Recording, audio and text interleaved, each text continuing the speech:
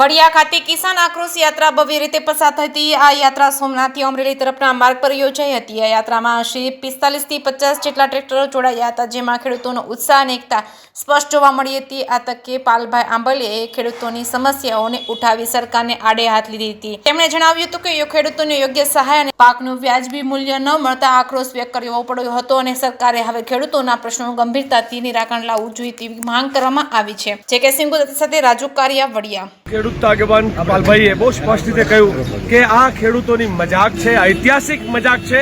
અમે આશા અપેક્ષા રાખતા હતા કે ગુજરાતના મુખ્યમંત્રી ખેડૂતોના ખેતરોમાં ગયા છે, એનો દયાનો છાંટો એના હૃદયમાં ક્યાંક રુજુતા જાગી હશે અને કંઈક કશીક એવી જાહેરાત કરશે કે જેના કારણે ખેડૂતોનું આપણે એમ નહીં કે 100% તો મળે એવું તો શક્યતા જ નથી આ રાજમાં, પણ કમસે કમ એનો ખર્ચો નીકળે એવું પેકેજ હું અને પરેશભાઈ ધાનાની ચર્ચા કરતા હતા આજે કે ખર્ચો કાઢવો હોય તોય વીઘે 15,000 રૂપિયા જોઈએ।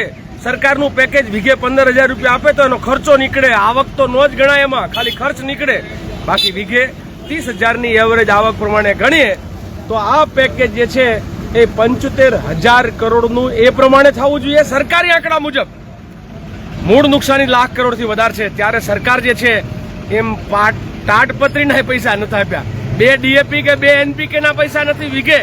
આવી મજાક બંધ કરવી જોઈએ। ઉદ્યોગપતિઓને એ મામા માસીના કે એમના ભાણિયા હોય એમ સીધા 33,000 કરોડ માફ કરી દે, 25 લાખ કરોડ દેશના ઉદ્યોગપતિઓના માફ થાય। ખેડૂત માગે શું? માત્ર ને માત્ર 1 લાખ કરોડનું પેકેજ અને બધા દેવા માફ। આ સિવાય કઈ ધાજુ ખેડૂત કોઈ માગતો નથી, ખેડૂતે દીધું જ છે। જ્યારે ખેડૂતને આપવાનો વખત આવે અને સરકાર જે છે એ મોઢું ફેરવી લે ત્યારે એમ કહેવાનું મન થાય કે એક બાજુ કુદરત રૂઠી ને બીજી બાજુ આ સરકાર સાવ જૂઠી। આજે વડિયાની અંદર આ કિસાન આક્રોશ યાત્રા પહોંચી છે અને કિસાનની આક્રોશ યાત્રાનો મુખ્ય ઉદ્દેશ જે ગુજરાતના ખેડૂતોનો સૂર હતો કે જે 7 સિઝનથી અમે જે રીતે ખેડૂતો હેરાન પરેશાન છીએ, કુદરત રૂઠી છે, ત્યારે અમે એક જ માંગ કરીએ છીએ કે ખેડૂતોનું દેવું માફ કરવામાં આવે। આ ખેડૂતોની જે માંગ હતી એ માંગ લઈ અને ભગવાન સોમનાથના આશીર્વાદ લઈ અને આ યાત્રા નીકળી છે ને આજે વડિયા ખાતે પહોંચી છે। ગઈકાલે સરકારે જે 10,000 કરોડનું પેકેજ જાહેર કર્યું, પણ આ ગુજરાતના ખેડૂતોએ કમોસમી વરસાદ માટે એની રક્ષણ માટે જે તાડપત્રી અને જે શું કહેવાય કાગળ લીધા હતા, આ કાગળ જેટલાય નથી આપ્યા।